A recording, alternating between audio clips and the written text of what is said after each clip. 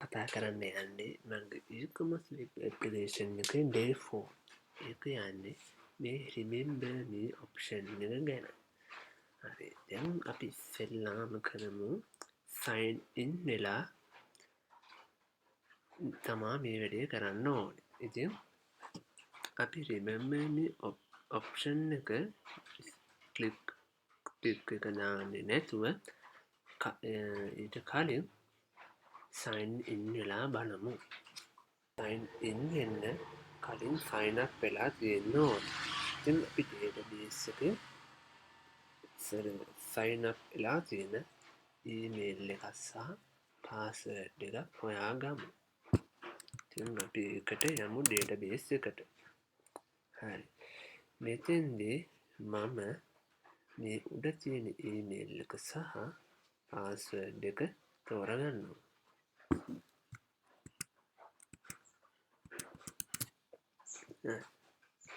දැන් මම email එක දෙනවා.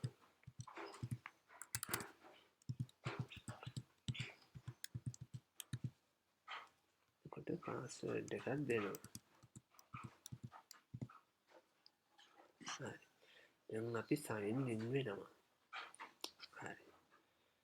දැන් අපි බලමු sign out වෙලා මම දුන්න email එකත් password එකක් sign in එකේ save වෙලාද නැද්ද කියලා.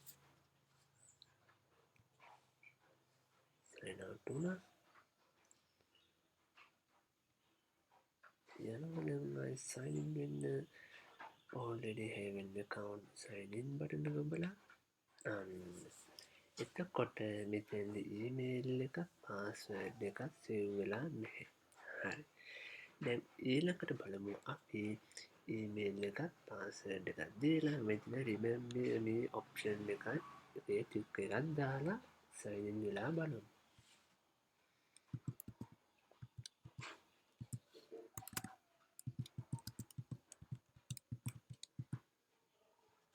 password එකක් දෙනවා.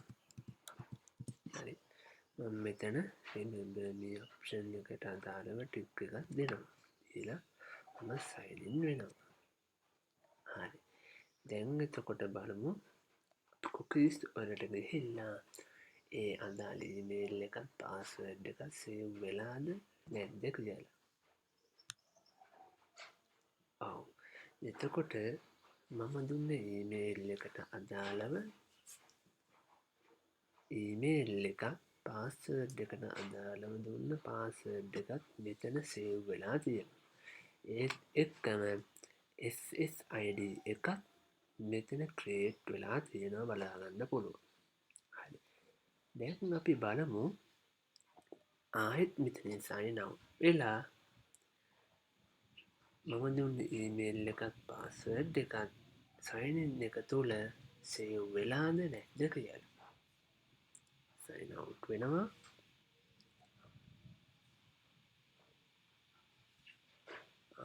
already have an account sign in button එක ක්ලික් කරනවා. හරි. දැන් පේනවා මෙතනදී email එකත් password එකත් save වෙලා තියෙනවා.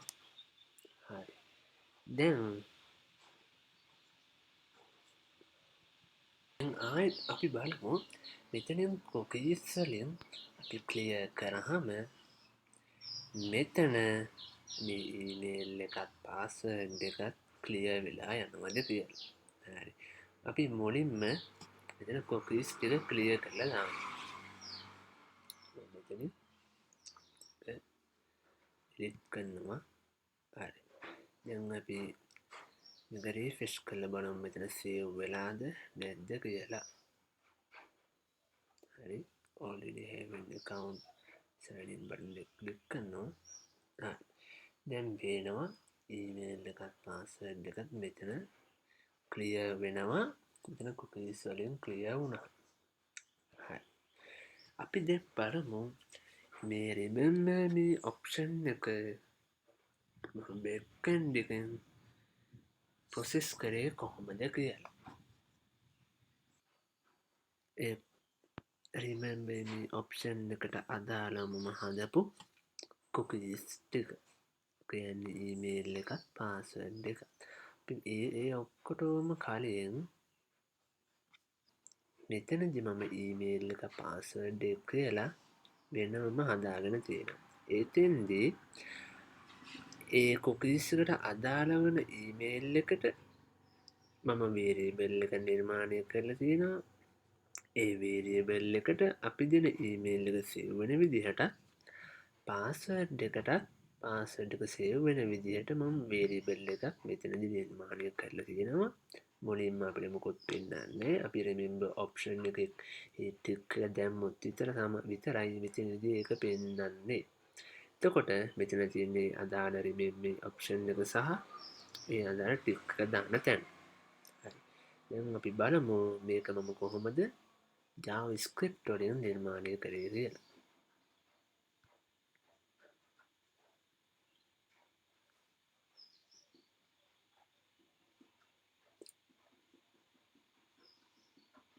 හරි.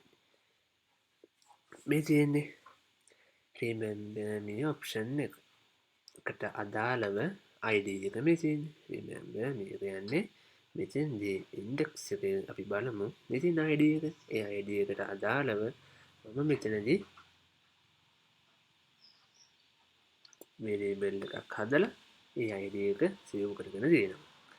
එතකොට මෙතෙන්දී ඒ form data එක තුල මම වෙනමම එක චෙක් කරන. ඒ කියන්නේ ක්ලික් කරලාද නැද්ද කියලා මෙතනින් චෙක් කරනවා. ඒ චෙක් කරන එක f කියන variable එක හරහා signin process.php ෆයිල් එකට ඒ variable එක හරහා request එකක් යවනවා.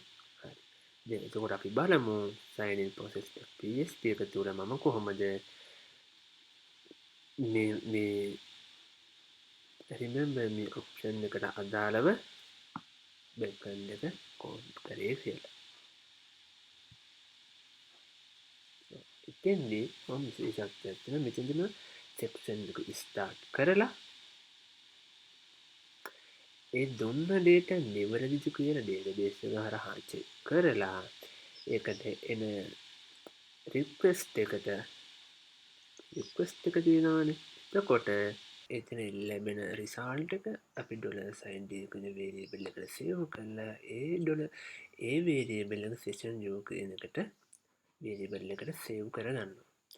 එතකොට මෙතෙන්දී remember me option එකේදී අපිට වෙනම timeline එකක් වෙනම නිර්මාණය කරගන්න පුළුවන්.